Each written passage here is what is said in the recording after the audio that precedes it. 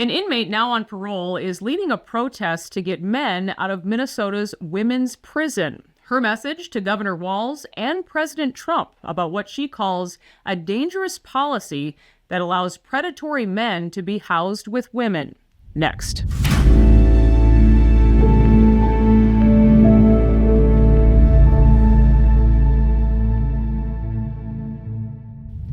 Jayme Ali is my guest. Jayme, good to see you. Thank you for being here. Hi, Liz. Thank you. I'm glad to be here to share my story.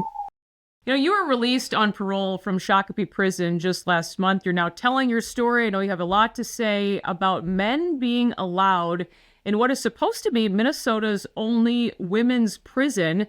You lived through this situation during your entire 10-month sentence. What happened?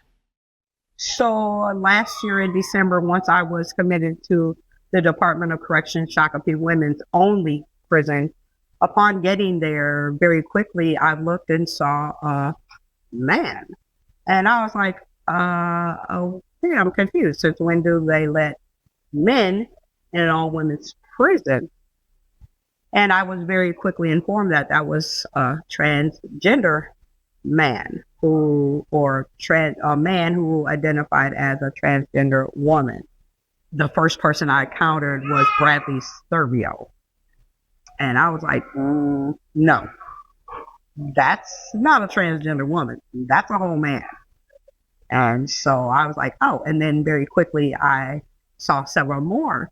And I'm like, okay, I'm confused because these are not transgender women. These are flat out men.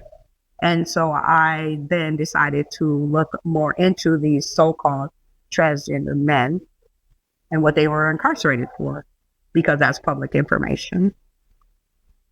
I am a victim. I take that back.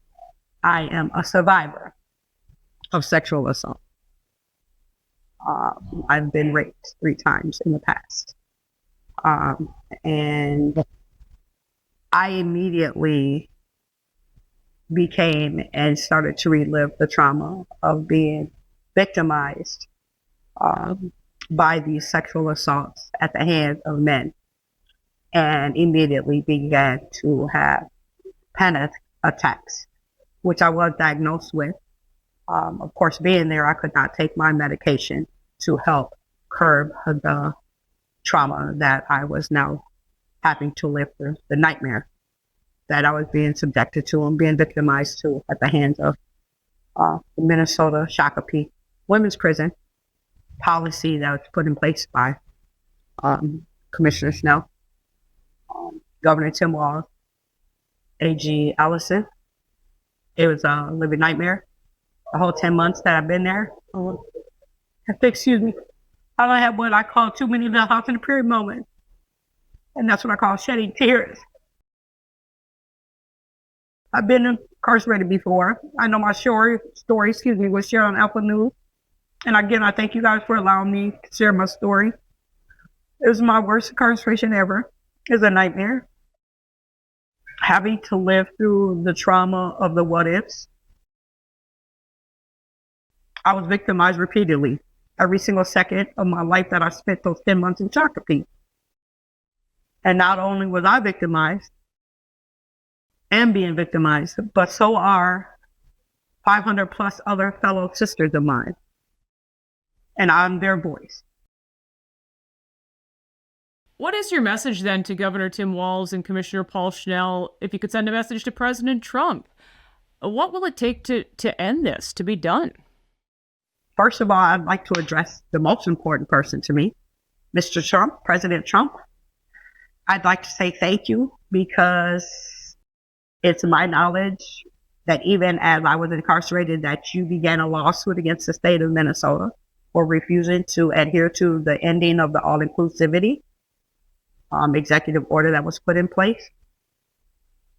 I pray that if you by chance see this, that you would help me, that you would help me, that you would help us, the 500 or something other IPs, important people, women that are still right now behind that gate being victimized by this policy, this Department of Corrections policy that was put in place by Commissioner Snell, Governor Walz, and Attorney General Keith Ellison.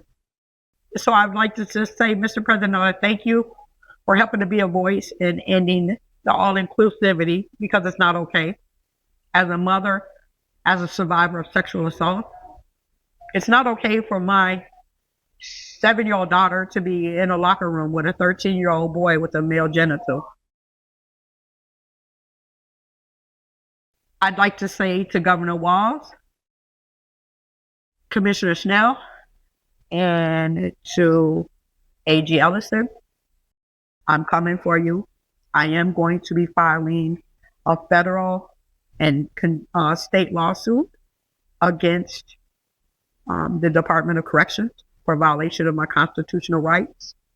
That was cruel and unusual, and is cruel and unusual punishment to be forced to live with predatory men, and for being in refusal of adapting to the ending of the all-inclusivity law and removing the men from the women's, supposed to be Shakopee women's prison.